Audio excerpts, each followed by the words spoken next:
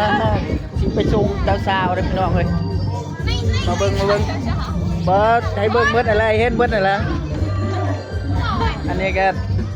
ไอ้น้องเจ้าสาวบ่กล้าเบิ่งกล้องงานเข้าอีกแล้วเจ้าสาวบ่กล้าเบิ่งกล้องให้เบิ่งให้เห็นหน้าเจ้าสาว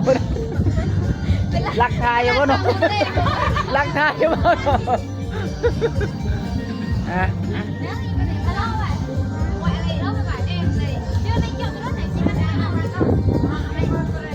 ใครเอาเจ้าสาวบ่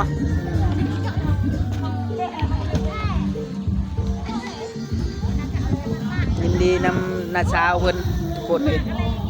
เป็นฟังเป็นฟ้าสร้างครอบสร้างครัวอันนี้หนักมาเลย2 โลเลย2 โลอันนี้อีกโลนึงนี่แรกอาญาอย่ากินน้ำมาลงเลยก่อนจะเอ็กซ์นะเอ็กซ์ก่อนไปดูจะเกิด50 พักเลยจังขอแล้วผมขอนะฮะไลฟ์สดปะมาถ่ายวิดีโอไว้